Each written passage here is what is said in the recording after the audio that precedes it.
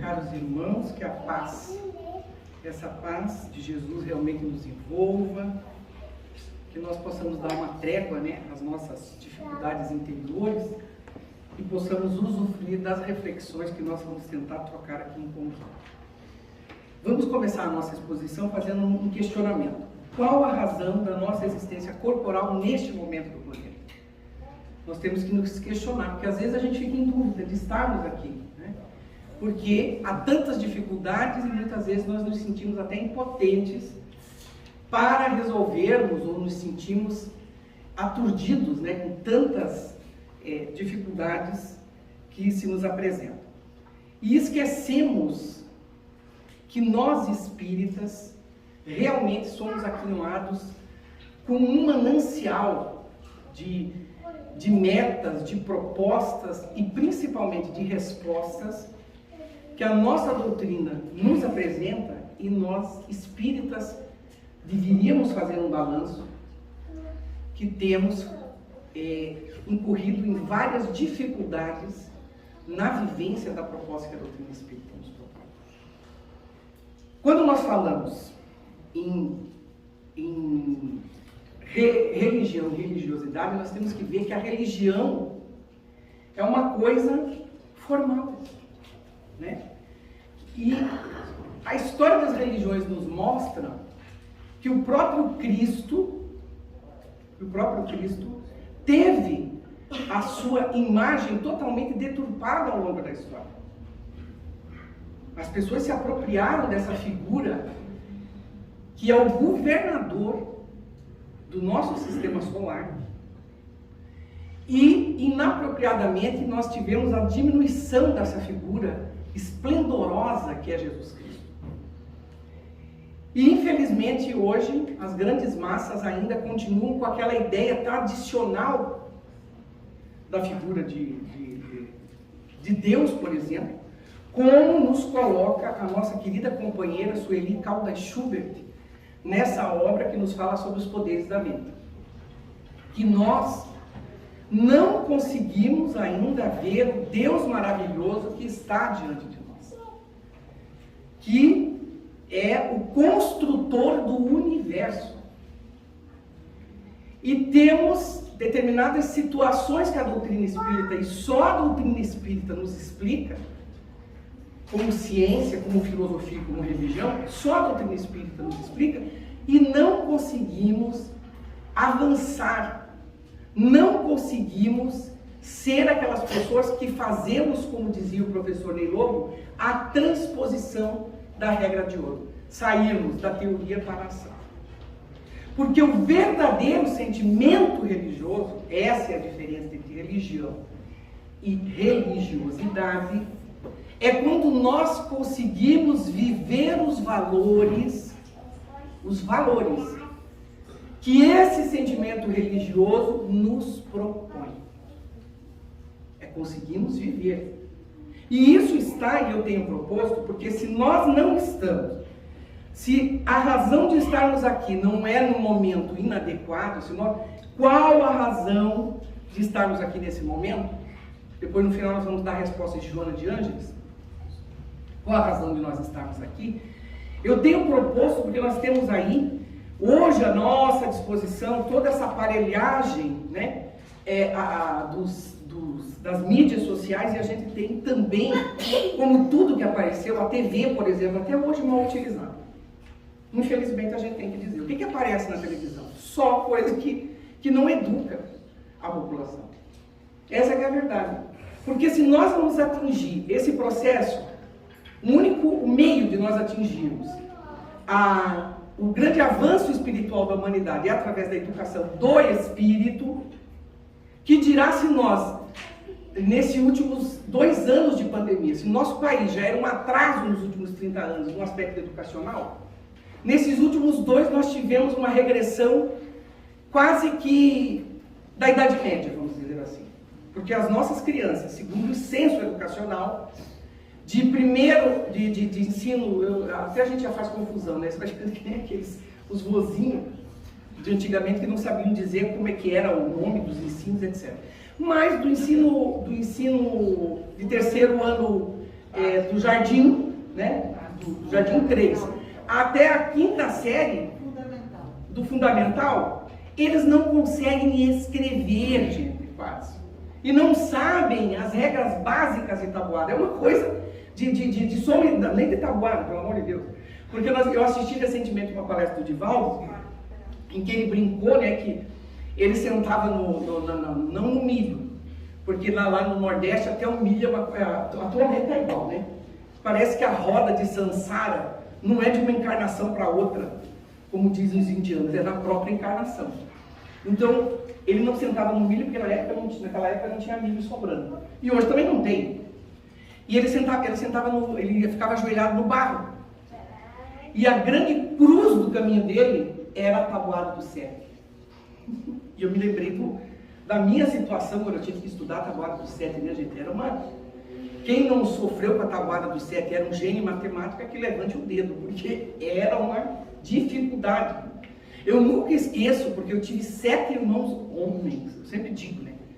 Eu fui privilegiada, convivi com muitos homens na minha existência. E tive 3 filhos homens. Queria muitas mulheres na minha vida, mas Deus me destinou os homens para me acompanharem nessa existência. Casei com um homem, graças a Deus. Está lá atrás. Casei com um homem. Hoje está difícil essa questão, né? Essa questão aí, mas tudo bem. Vamos lá. Mas o que eu estava falando? Estava fazendo uma brincadeira, né?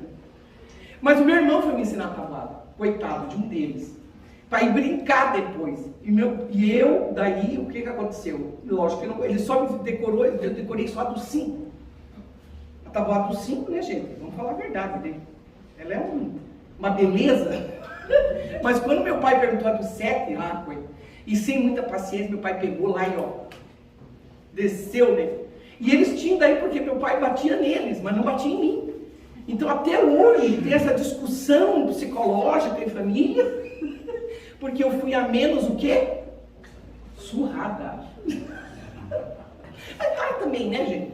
Eu também aprontei um pouco menos do que a raça masculina em família. Então, por favor, eu só acompanhava, entendeu? Eu só acompanhava os meninos, porque eu não deixava por menos também. Acompanhei, brinquei, coisa que hoje, infelizmente, os nossos meninos, né? Vamos falar a verdade. Não sabem o que é brincar. Hoje eles não sabem o que é se sujar no barro, o que é chegar com o joelho ralado, tá entendendo? O que é subir e descer de árvore, fazer aquelas coisas lúdicas realmente, com coisas da natureza, conviver com a natureza, porque hoje a infância dos nossos filhos se resume a coisas plásticas e, infelizmente, as mídias, que nós estamos com uma dificuldade enorme em saber. E temos, como espíritas, uma dificuldade enorme em educá-los. Porque daí ficamos, além do psicologismo, né? Porque é difícil, gente, olha, eu estou com 57 anos e tenho uma dificuldade tremenda, estou falando aqui para pais que estão na minha frente, em conviver com as crianças de hoje. Porque os pais não estão conseguindo dar limites aos filhos. Então a gente convive com crianças que são verdadeiros dominadores dos pais, dominadores, onde quer que eles estejam, entendeu? E eu fico pensando, porque nós temos uma geração aí de 18, 20 anos que são difíceis, mas esses que estão chegando agora, o que está acontecendo? Nós estamos com a cabeça fora do lugar. Eu vi já a mãe correndo atrás do filho. Mãe com um filho de 4 anos de idade que já está indo no psicólogo porque a mãe não consegue segurar. Mas o que está acontecendo nessa sociedade? Fora que nós temos uma dificuldade enorme das pessoas que vêm à casa espírita, gente, atrás do desespero. Nós compreendemos que a porta da casa espírita, nós chegamos pela dor. Nós temos que prestar os primeiros socorros à alma sofrida. Mas qual é o primeiro socorro também da alma sofrida? Não é o conhecimento? É o conhecimento. E os conhecimentos da doutrina espírita nos falam, nós não podemos fugir dos conhecimentos da doutrina espírita que são baseados em seus princípios. Que são os princípios das demais religiões, a imortalidade de Deus. Mas vejam bem, nós passamos pela questão primeira do Livro dos Espíritos, está aqui num livro, nesse livro da nossa querida companheira que partiu, retornou à espiritualidade, ela esteve aqui, nessa casa? Sueli Calma. Então, que doçura! Vocês tiveram o privilégio de conviver com a Sueli. E ela que retornou há 1 ano à espiritualidade já está trabalhando, gente. Nos dando o exemplo de uma palestra que eu fiz recentemente sobre as lutas abençoadas na espiritualidade aqui. As lutas. Então, se nós estamos aqui nesse momento, é para travarmos o bom combate com coragem, com disposição, aonde quer que estejamos. E não termos firulas quando alguém chegar para a gente e perguntar: qual é a tua religião? E você ficar naquela: sou espiritualista. O que é ser espiritualista? É coisa nenhuma. Ser espiritualista todo mundo é. Agora, se você é espírita, você sabe o que diz a questão primeira do Livro dos Espíritos. E você vai se livrar. Você é um ser alegre por natureza. Nós somos seres alegres por natureza. O espiritismo não é uma coisa surumbática. Quando nós chegamos na casa espírita, e está escrito na casa espírita, lá na entrada, que o silêncio é uma prece, é porque nós somos criaturas bulhentas. Somos pessoas que não fazemos silêncio interior. Fazemos, como está aqui numa historinha que eu vou contar para vocês agora. Um discípulo Shaolin, veja como é, procurava seu mestre enquanto ele estava em profunda meditação. Porque nós somos assim, nós gostamos de incomodar. O mestre estava em profunda meditação. E a gente vai lá incomodar o mestre, porque nós não fazemos a nossa parte, a gente sempre quer transferir. É como na doutrina espírita. Quando o Chico Xavier estava em Minas Gerais, tinha gente assim, ó. Não era? Eu mesmo fiz uma crítica numa casa espírita, porque vocês não acreditam. Eu podia ter ido conhecer o Chico, nunca fui. Não estou fazendo crítica aqui a ninguém que foi, veja bem, não corram. E não me deixe te chamar para fazer palestra. É por causa disso. É uma crítica salutar. Estou fazendo uma reflexão, gente. Só isso, estou fazendo uma reflexão. Então, o que é mais importante? A gente ir lá, como o Chico mesmo comentava, que as pessoas chegavam perto dele, beliscavam, todo mundo queria saber o futuro. O Divaldo mesmo falou na última palestra que as pessoas continuam mandando e-mails para ele, cartas perguntando como é que ganha na loteria, se vai casar. Ele está com 95 anos e continua recebendo esse tipo de correspondência. Você veja, como é que ganha na loteria? Se ele soubesse, a espiritualidade não ia dizer para ele que tem uma instituição com mais de 3.000 pessoas que dependem dele, gente. E o que o Divaldo teve que fazer ao longo da vida dele? Suar a camisa, se dedicar, fazer um trabalho com esforço e suor pessoal para conseguir obter o sucesso daquela obra que está lá, como exemplo para nós, porque é uma das poucas obras que estão sobrevivendo, porque nós estamos fechando tudo, né? Isso não é crítica a ninguém, é uma reflexão. Eu tenho caminhado pelo movimento, eu faço palestra, e a gente nota. Fecha aqui, fecha lá, fecha não sei aonde. Fecha até federativa. A sede, que a gente não consegue manter. Então, é importante que a gente faça essa reflexão e veja a que ponto nós estamos indo, né? Então, quer dizer que quando o Divaldo não estiver na mansão, será que vai acontecer a mesma coisa? Deus queira que não. A preocupação dele maior não é ter vinculado, porque nós temos que nos desvincular, como diz num texto do antigo presidente da Federação Espírita, meu Jesus, agora não sei se eu vou conseguir lembrar o nome dele, ele diz que nós temos que nos desvincular de coisas, lugares e pessoas. De coisas, lugares e pessoas. Então, a obra é de Deus. Se o Divaldo está fazendo o máximo, ele está estruturando, ele está deixando aquela obra com várias situações para que ela continue depois. E ele já disse, no dia seguinte, você veja, o Nilson já desencarnou, está trabalhando, a Sueli desencarnou, está trabalhando. Todos os espíritos do bem, a gente vê que eles desencarnam e continuam trabalhando. E nós aqui, nós vamos continuar essa reflexão que nós temos que fazer. Nós temos, gente, que colocar as mãos na obra. sair do nosso comodismo, gente. As casas espíritas eram para ter trabalhador saindo pelas portas, pelas janelas. E hoje a gente vê o seguinte, que a casa espírita se mantém com 3 ou 4 trabalhadores, que um abre, outro. Se aquele cara faltar, Deus o livre. Nós temos medo de ir para a tribuna fazer palestra, nós não conseguimos fazer um passe, nós não... Está na hora. E os jovens? Quer dizer que quando desencarnar aqueles, os mais velhinhos, Deus o livre que eles desencarnem, como é que vai ficar o movimento? Como é que vai ficar o movimento espírita? Quer dizer que desencarnou? Está uma leva de desencarne agora, grande, enorme. E o que vai acontecer daqui no nosso movimento? Se nós estamos recebendo a grande dádiva da vida, gente, e a gente sair da postura da recepção para partirmos para a posição de servidores do bem. Servidores do bem. Eu estive uma única vez, ou 2 vezes, eu acho que fui 2 vezes, na terra da Madre Paulina, em Santa Catarina. Muito bonito o local. E a história dessa Madre Paulina, que a gente diminui, ela foi grandiosa para a época dela. Era uma moça, jovem, de tudo, e foi cuidar de pessoas doentes, cancerosas, seguindo realmente o exemplo de Jesus, dos grandes discípulos do Mestre. Numa casinha miserável que foi doada para ela, todas aquelas histórias dos grandes vultos do bem. E daí uma outra pessoa, uma outra jovem, seguiu o exemplo dela, e lá estavam as 2 cuidando dos doentes. Hoje o que virou? Aquilo lá?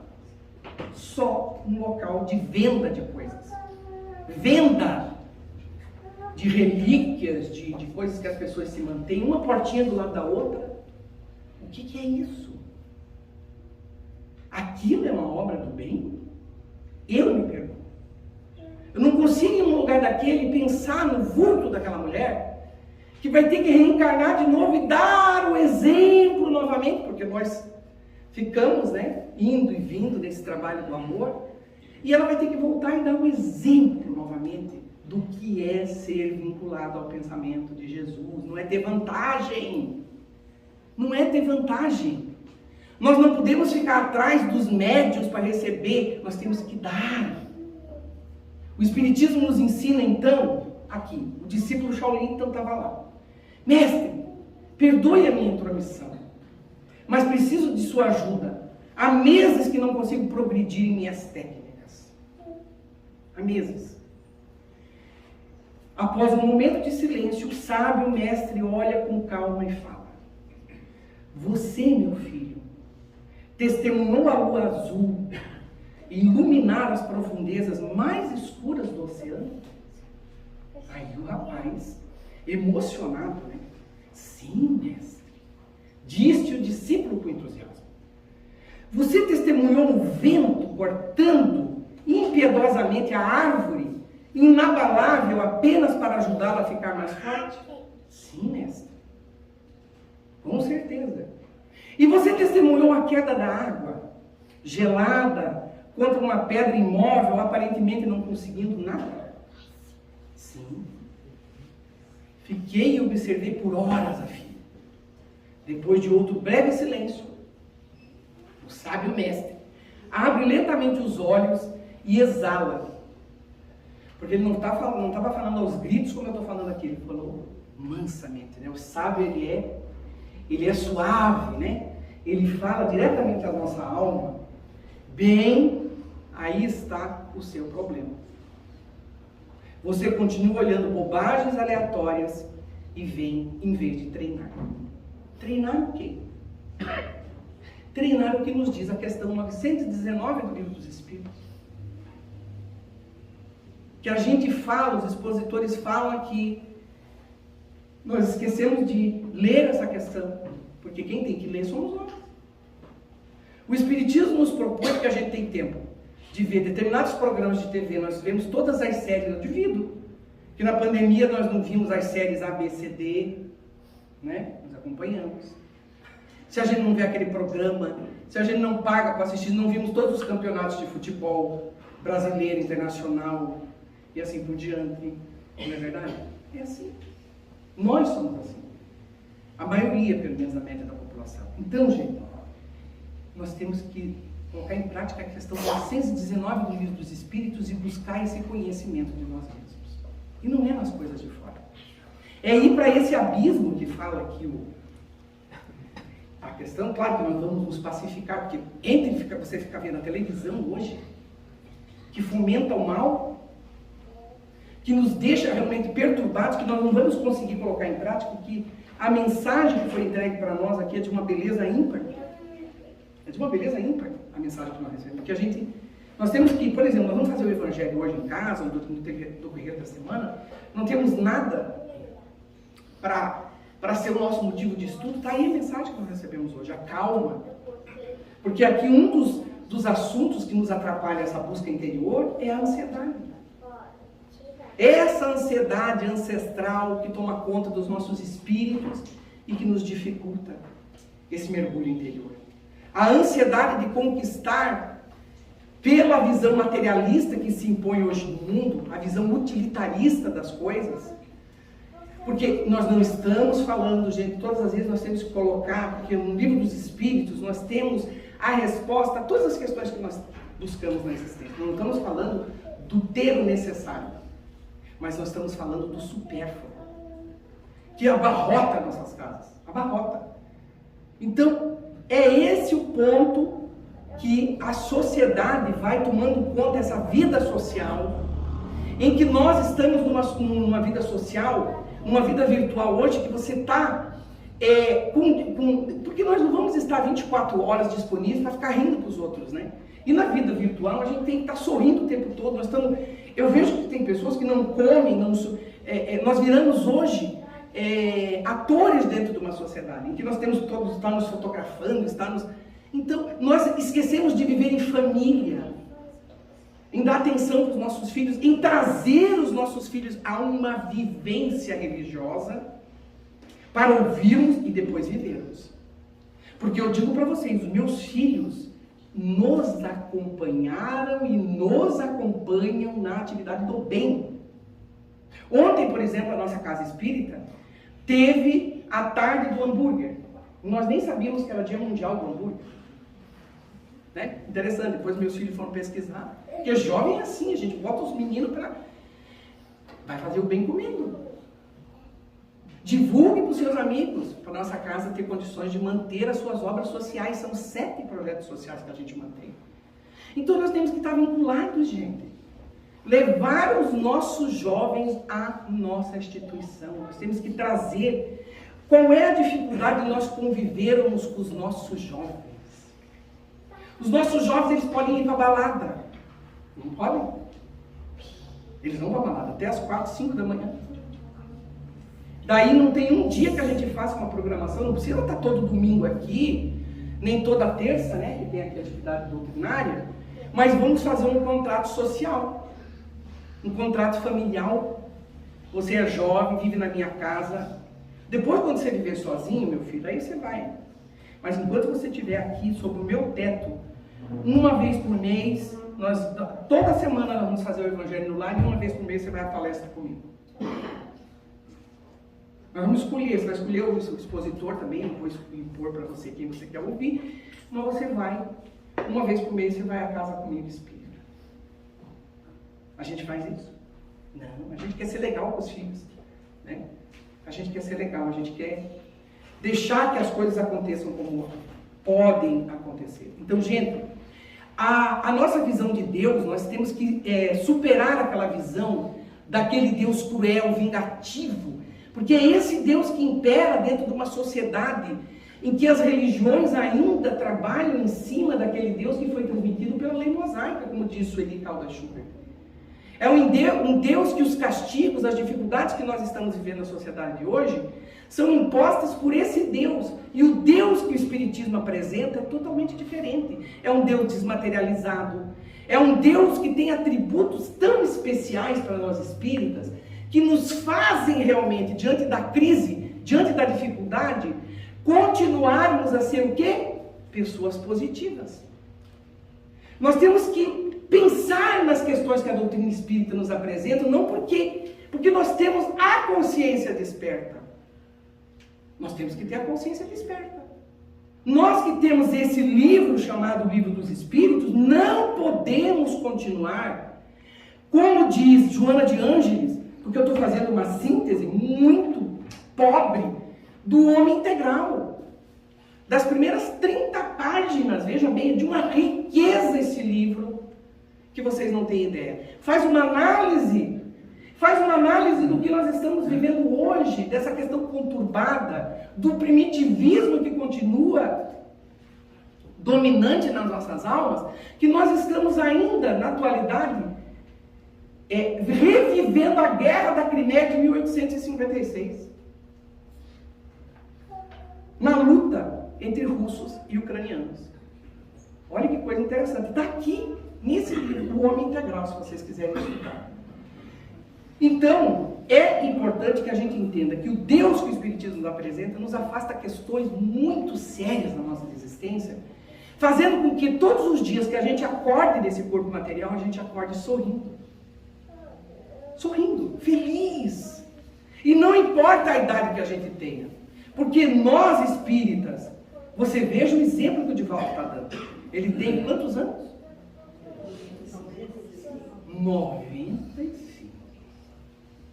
E nós muitas vezes, quando completamos 60, entregamos a chuteira. Ou a sapatilha. Né? Porque diz que pé de bailarina não tem coisa mais doída. Então, gente, vamos botar a sapatilha no pé. Vamos botar a chuteirinha no pé e vamos continuar o trabalho do bem. Porque a felicidade, gente, é continuar o trabalho do bem. Eu escuto cada coisa das pessoas que, se eu pudesse, claro, a gente respeita, porque a gente tem que respeitar todas as opiniões. A liberdade, está aqui no livro da Joana, que a liberdade é uma coisa excepcional do espírito, mas o conceito de liberdade que Joana traz aqui já não é sair de casa com 16 anos. Não é quando você completa 18, como eu escutei duas jovens conversando esses dias, chutar o balde. Não! A liberdade do espírito é a consciência. É a consciência. Que coisa maravilhosa!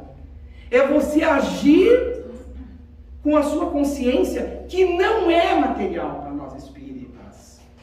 É espiritual. Porque ela está sediada no espírito. Então esse conceito para nós espíritas é revolucionário. Porque somos espíritos imortais. Estamos aqui com este Deus que é onipotente, como dizem os nordestinos.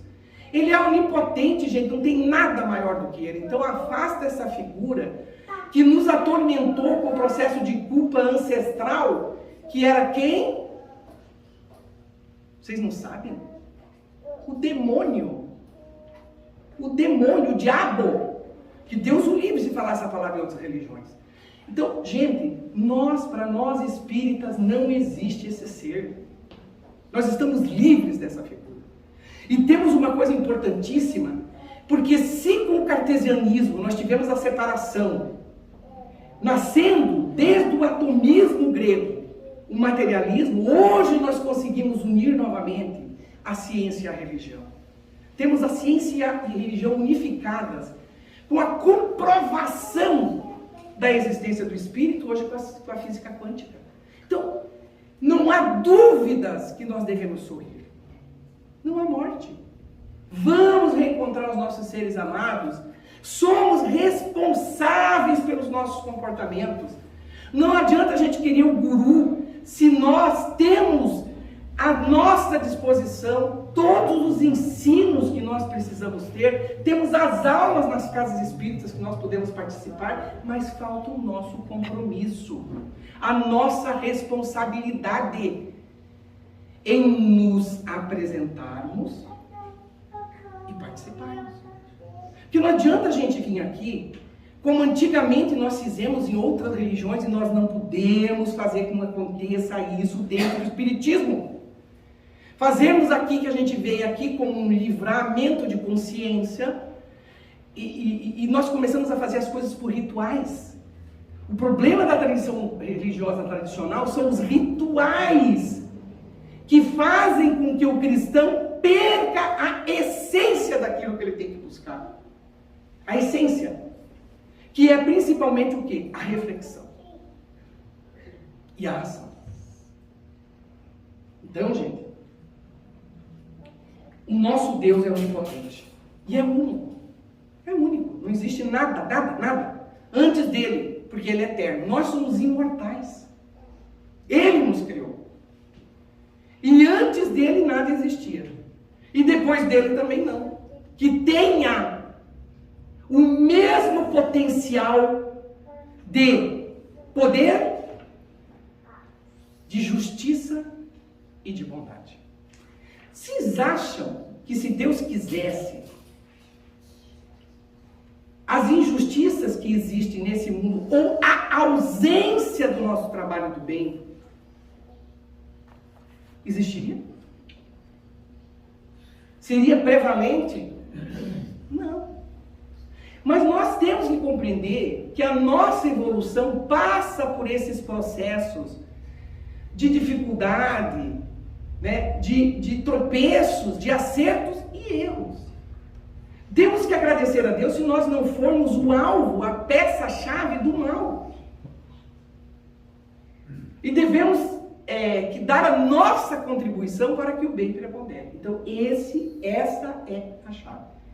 Essa é a grande chave para que nós possamos, então, modificar, né, as coisas que estão aí fora. E o texto aqui da nossa querida Sueli Caldas Schubert nos fala sobre a religião, que é importante que a gente lê. Porque se a gente fala, parece que você está sendo muito incisivo, né, na sua colocação.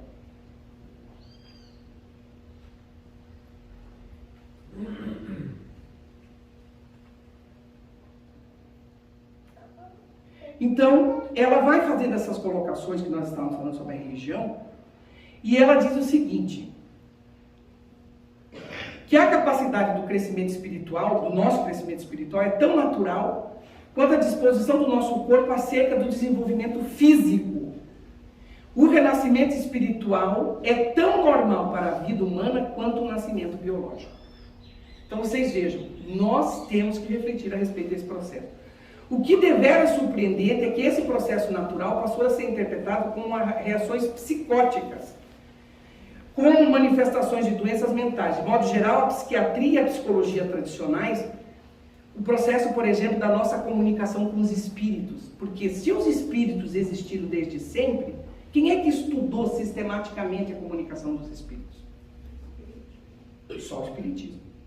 E cabe a nós também fazermos a separação do joio de trigo, estudando qual obra que o Espiritismo nos apresenta? O Livro dos Médiuns. Para não endeusarmos os médiuns, para não colocarmos os médiuns num pedestal, porque o médium é um ser humano o quê? Normal. E se nós divinizamos os médiuns, como aconteceu em outras épocas, eles vão realmente ficar em uma posição de dificuldade, porque eles são caminhantes como nós, igualmente. Rotulam as experiências místicas encontradas no budismo, no hinduísmo, no cristianismo e no islamismo, ou em qualquer outra tradição religiosa, baseadas em séculos de experiências como psicopatologias. É isso que a ciência faz hoje com essas. Porque nós temos que entender o seguinte, gente, que o espiritismo não será a religião do futuro. Não é isso que a doutrina nos ensina? Mas será o futuro das religiões. Será o futuro. Porque esses princípios que a doutrina espírita apresenta, se nós bem o compreendermos e vivermos esses princípios na nossa vida diária, sabermos quando as pessoas nos perguntam, mostrarmos um otimismo sadio, não um sadismo, um otimismo sadio, diante das dificuldades que a vida nos apresenta, entendermos qual é a diferença entre prova e expiação, né? E não ficarmos no desespero quando as dificuldades vão sendo, porque nós vamos entender, bem-aventurados os aflitos, nós vamos buscando esse conhecimento, nós vamos burilando os nossos espíritos. E aqui ela fala uma frase que eu achei magistral. A história registra que os detentores do poder sempre se interessaram em manter a apatia mental. Olha bem. Contribuindo e usualmente impedindo que as criaturas enxergassem a realidade do espírito, gente, porque quanto mais educados nós formos, quanto mais criaturas, vejam o joguete hoje que a sociedade está com essa questão religiosa, né? É só ver no nosso país. O joguete. Porque vejam bem, a religião é neutra. Eu faço questão de falar isso aqui na tribuna. As religiões, a religião, o sentimento religioso não tem ideologia. A nossa ideologia é Jesus. E quem é de Jesus só tem um sentimento, o sentimento do amor. O sentimento do amor é a maior força do universo. Quem não chegou a essa conclusão ainda vai continuar se matando dentro da sociedade. Isso eu posso dizer para vocês. A maior força do universo, isso quem falou foi Einstein, que descreveu para nós a força da relatividade. Ele disse para a filha dele que a maior força que existe é a força do amor. Nós não sabemos ainda o que é o amor. Porque o nosso amor ele varia conforme as circunstâncias, conforme os nossos interesses. Nós amamos muito os nossos, quando não amamos só a nós mesmos, né? Porque daí é a força do egoísmo. Só o egoísmo. Então, é importante que a gente faça bem essa colocação. Nós estamos num ano perigoso e eu sou uma defensora da tribuna espírita, porque essas religiões por aí afora, é isso aqui que a nossa companheira, nossa querida companheira Sueli Caldas Schubert está falando. A história registra que os detentores do poder sempre se interessaram em manter essa apatia mental, contribuindo e usualmente impedindo que as criaturas enxergassem a realidade. O povo é mantido bem distante das possibilidades de despertamento.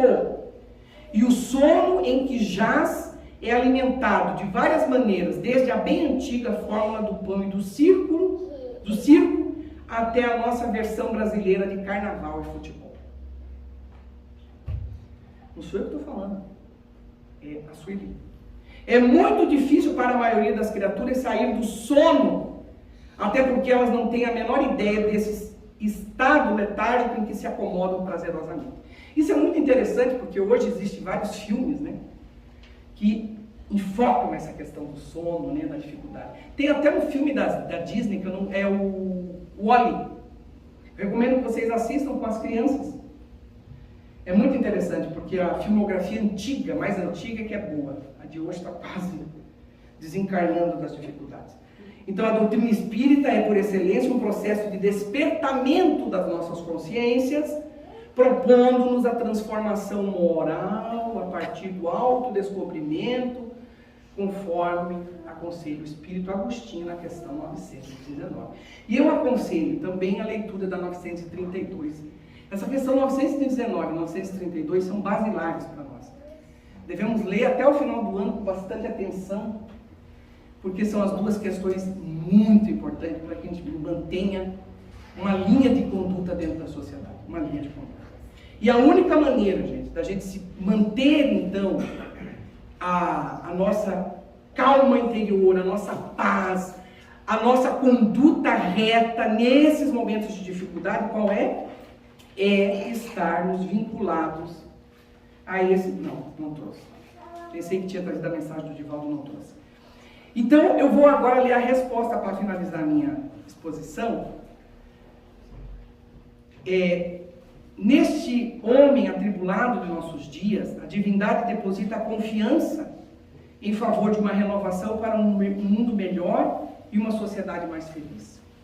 A divindade não, em momento nenhum, ela desconfia, ela se afasta de nós. E nós podemos manter esse contato, nós sempre estamos falando através da oração, da meditação, das leituras edificantes. As nossas casas têm livros importantíssimos que nós temos que manter essas leituras sempre constante, né, gente? Não ter preguiça mental, vencer a preguiça mental. Ler uma página por dia, né? Vencer isso, ler uma página por dia. E principalmente o trabalho do bem, gente. As nossas obras sociais estão precisando de trabalhadores. Eu não sei como é que está aqui o Mensageiros, na costura, quais são os trabalhos. Nós precisamos da costura. Gente, eu me aposentei, minha querida colega de trabalho está aqui na frente, e ela estava me perguntando, ela disse, eu não dou conta. Eu em 3 anos eu não fazia nada. Eu costuro, mal, né? Mas aprendi a fazer barrinha. Gente, é uma revolução. Olha, a atividade, porque como eu trabalhei, ela sabe disso, muitos anos num trabalho sacrificante, que é de fazer processo e tal, eu não posso mais ver isso na minha frente. Então, né? Então hoje eu vejo coisas lindas, diferentes, porque a gente tem que mudar, como dizem os grandes psicólogos, as tomadas mentais. Então hoje eu faço barrinha. Gente, quantas instituições a gente tem ajudado com as barras do enxoval para os recém-nascidos? Só com a barrinha, entendeu? E outras coisas, fazendo joguinho americano, só a barra que eu aprendi a fazer. E controlei aquela máquina infernal, que é aquela overlock, que eu tinha medo, eu olhava para ela, mas em 3 anos eu domino hoje. Faço os saquinhos de Natal das nossas crianças, vocês vejam que revolução. Porque os saquinhos é um preço exorbitante. Hoje eu compro R$300 o TNT, e ficamos durante o ano inteiro, porque as atividades, gente, porque como são poucos, olha lá, porque se eu tivesse um monte de trabalhador, eu não precisava, aí eu tenho que correr, viver que nem uma barata tonta, porque eu tenho que costurar, eu tenho que estudar para palestra, eu tenho que atender as pessoas que me procuram, eu tenho que visitar as pessoas no hospital, porque você não pode fechar o olho. O trabalho do bem te chama. Quando nós fomos verdadeiramente cristãos, esses dias eu vi um homem caído na rua. E eu falei isso para mim. Não falei, eu estou falando para vocês, eu falei isso para mim. Eu vi um homem caído na rua. E daí eu falei para mim mesmo, tipo, quando eu for verdadeiramente cristão, eu vou parar o carro e vou colocar esse homem no meu carro. Porque o Divaldo fez isso.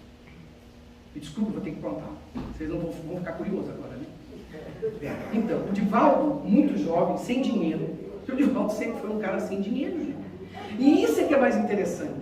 Porque nós ficamos esperando as situações ideais, eu tenho que ter dinheiro para fazer o bem. Ele não queria saber se ele tinha dinheiro, se ele não tinha dinheiro. Ele era cara de pau, porque nós temos que ser cara de pau para fazer o bem. Nós temos que exigir as autoridades públicas que façam, e assim por diante.